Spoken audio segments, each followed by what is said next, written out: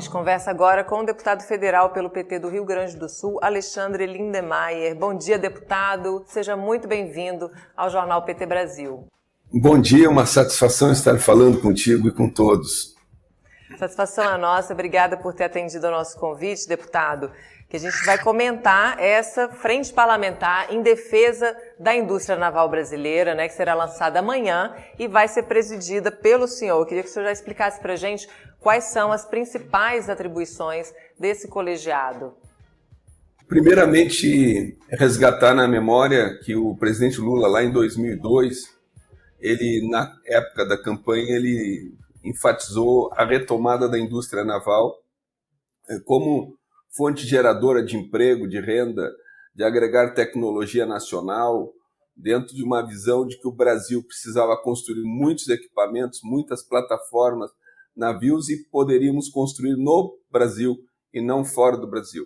Isso resultou onde nós tínhamos em torno de 3 mil postos de trabalho, chegamos a mais de 80 mil postos de trabalho diretos, empregos diretos no setor naval, com a construção de estaleiros, agregando tecnologia nacional, distribuindo riqueza em todos os fornecedores de bens, ou seja, em efeito cascata, ou seja, para cada emprego você gerava no estaleiro, de 8 a 9 empregos indiretos. Nós tivemos, com a derrubada da presidenta Dilma, com o golpe imposto à presidenta Dilma, uma retração significativa na empregabilidade nesse setor, a criminalização dos estaleiros nacionais, inclusive colocados numa lista por conta da Lava Jato. E aí eu abro uma consideração.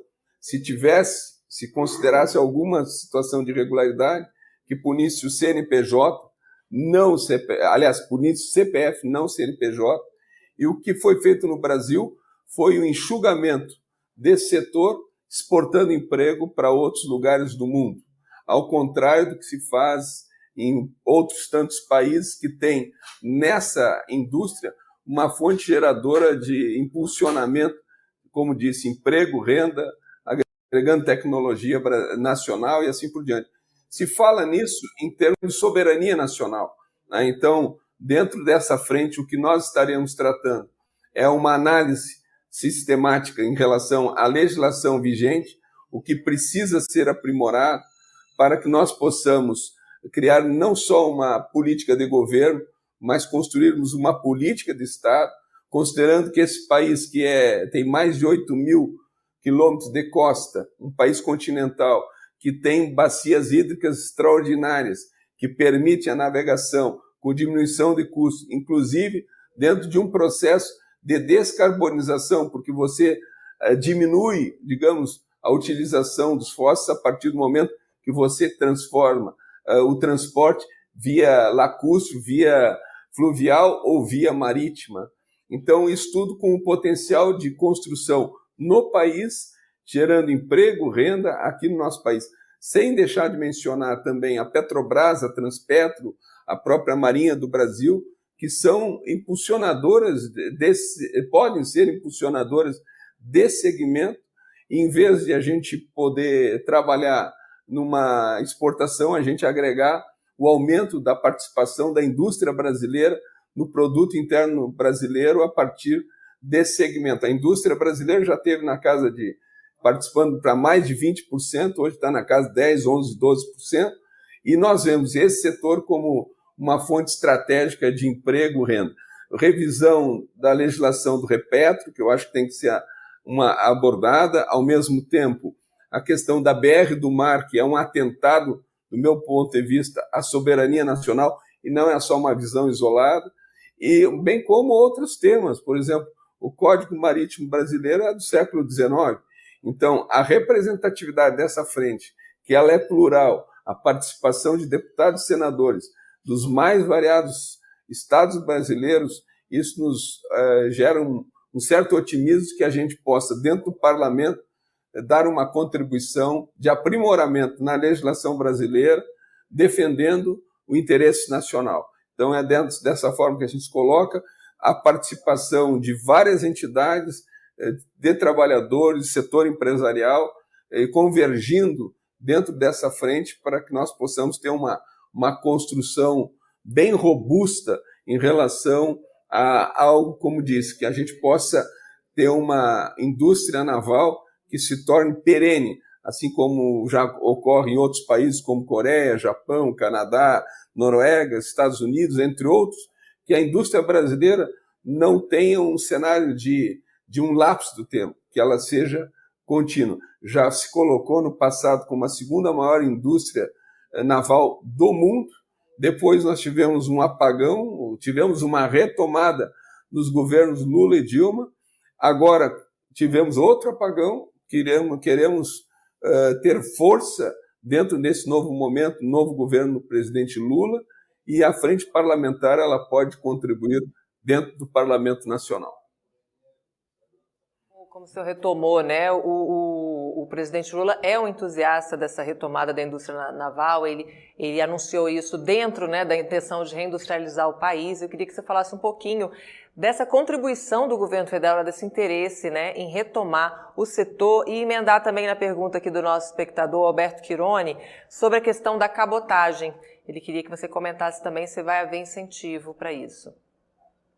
Na prática, por exemplo, quando é feito em relação à questão da cabotagem, hoje, com a BR do Mar, nós vemos praticamente um cenário onde se exporta emprego, se permite o afretamento de embarcações estrangeiras, indo na contramão do interesse nacional.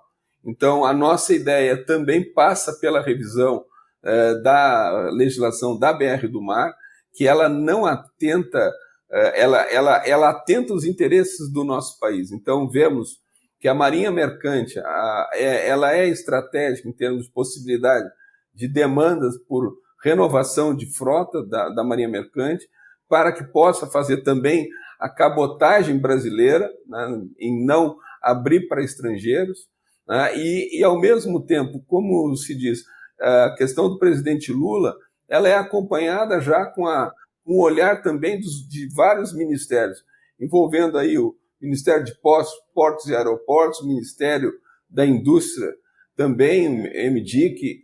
Temos aí a participação com um espaço de discussão também sendo construído dentro do Ministério da Fazenda.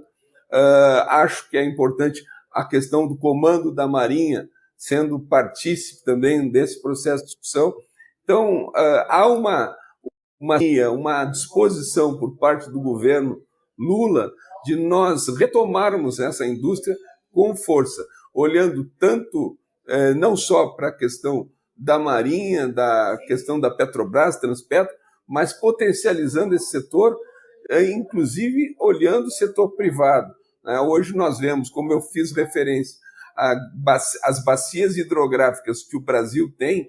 Hoje, pelo menos 30% dos grãos que são exportados do Brasil já estão através dos rios. Ou seja, é uma indústria que vem crescendo, precisa ser aprimorada, valorizada, potencializada por tudo que ela representa em termos de desenvolvimento estratégico para o país, não só pela soberania, mas também pela questão da questão social e econômica que esse setor pode alavancar.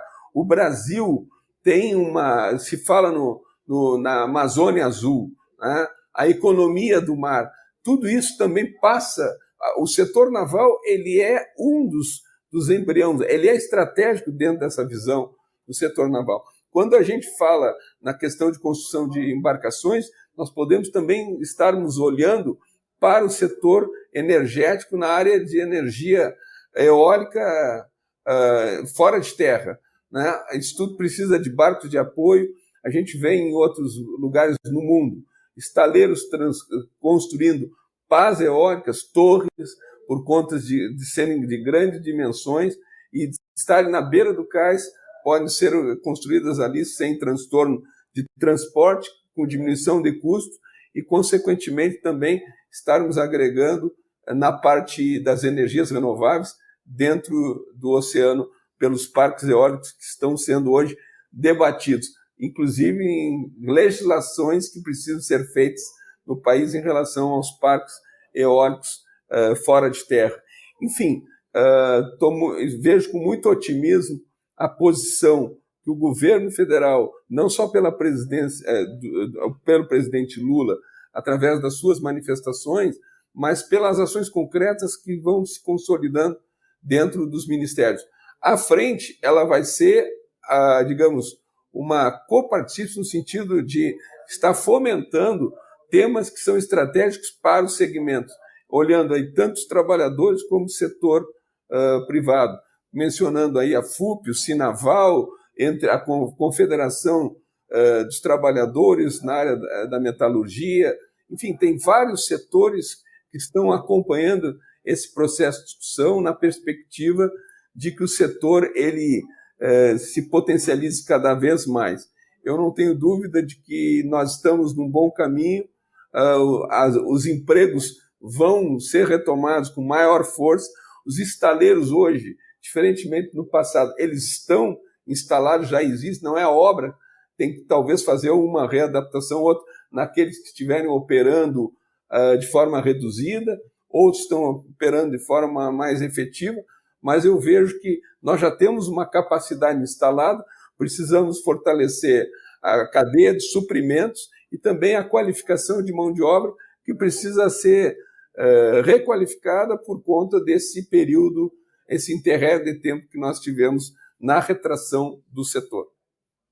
Aqui tem uma mensagem também do Tico Rocha, que projeto maravilhoso, parabéns, deputado, pela sua forma de trabalho aqui. O pessoal também falando da questão da transição energética, né, do potencial da indústria naval também nesse setor. Josi Negreiros comenta, Lula já está reativando o setor, as plataformas. Te dá bom dia aqui também, um querido e muito amigo do nosso sempre deputado Henrique Fontana, salve. Aqui a Maria Amélia Legal. Também comentando que a retomada da indústria naval na pauta é muito bom. Devemos retomar nosso lugar nesse segmento também. O pessoal comemorando aqui, te parabenizando também pela iniciativa, né? Bom dia, companheiro. Aqui o Tomé Ferreira Basílio também te dando bom dia. Maria Dalva de Souza Faria. E eu queria também mudar de assunto aqui, deputado, para a gente comentar também uma outra pauta aqui, né, fora desse assunto da indústria naval, que é a importância dos conselhos tutelares na defesa da infância e da adolescência.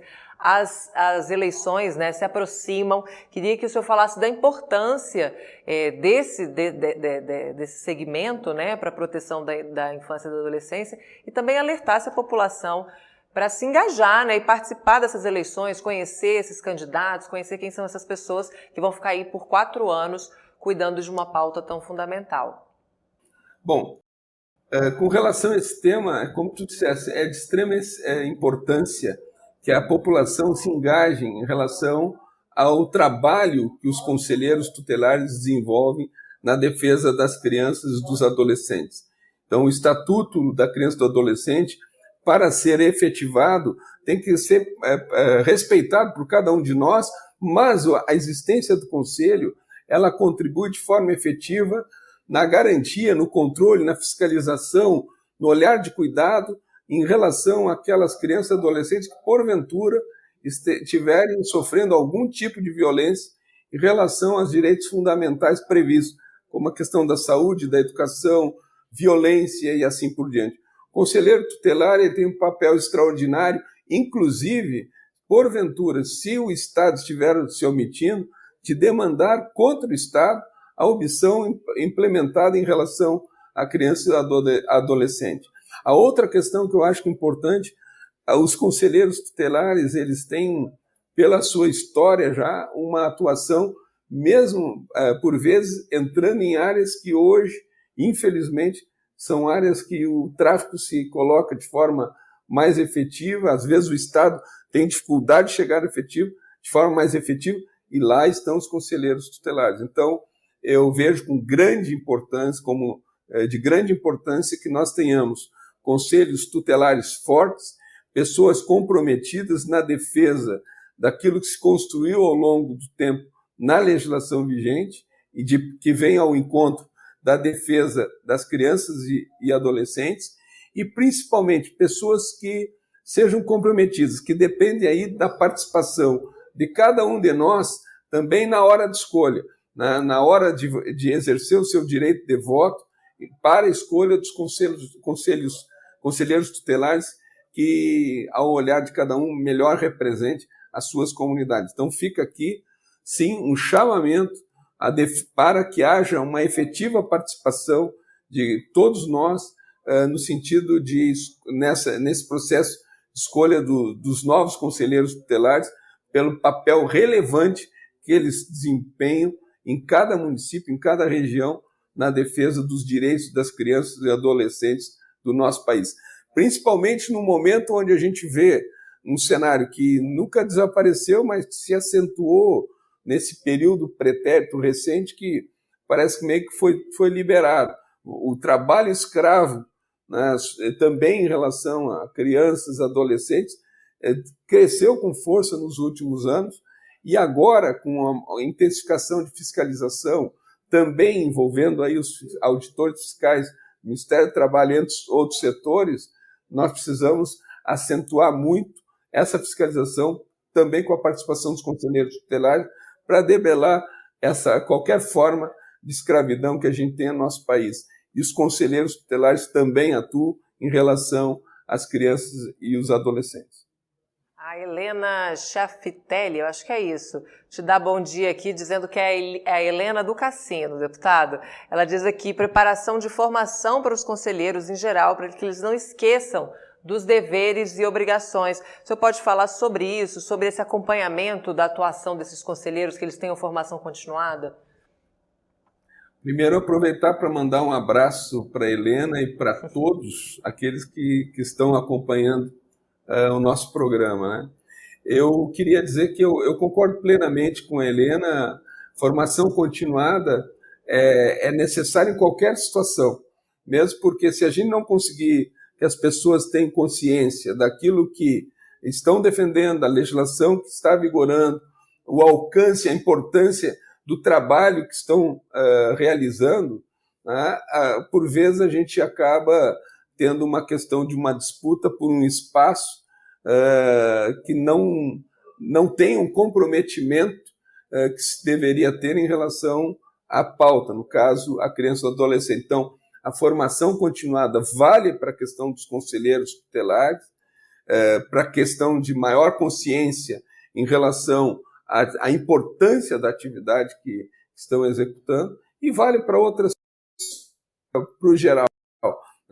Quando a gente defende políticas públicas para melhorar a vida das pessoas, e aí vai a fala que eu estava assistindo do Jean Willis, se a gente não conseguir fazer com que as pessoas elas formem consciência da importância daqueles direitos que foram conquistados, se as pessoas não se sentirem convidadas também a serem protagonistas das políticas públicas, o risco que a gente tem a gente fazer muita coisa boa, muitas políticas que melhoram a vida das pessoas, mas na hora de decidir as pessoas pensam, não, isso aí é mérito meu, não é fruto do acaso, é porque eu conquistei, e não é fruto de política pública nenhuma de quem governa o Brasil, quem escolhe as políticas que sejam para a ampla maioria das pessoas.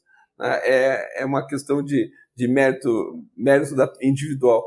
Então, consciência vale na questão da importância de qualificação dos conselheiros tutelares de forma continuada, vale para qualquer outro tipo de atividade. Então, concordo com a Helena, tem que haver, sim, qualificação continuada, formação continuada, para que a gente tenha, nesses conselheiros tutelares, um desenvolvimento importante nessa defesa das crianças e dos adolescentes, seja no cumprimento do ECA, seja no cumprimento da legislação vigente no nosso país. Deputado, muito obrigada pela participação aqui com a gente. Eu já deixo o convite aqui em aberto para o senhor voltar sempre que quiser aqui ao Jornal PT Brasil. Eu agradeço muito sua participação aqui com a gente nessa segunda-feira. Muito obrigado. Uma satisfação falar contigo, Amanda, e com todos aqueles que nos assistiram e nos ouviram. Um abraço bem grande. Um abraço, bom dia, obrigada.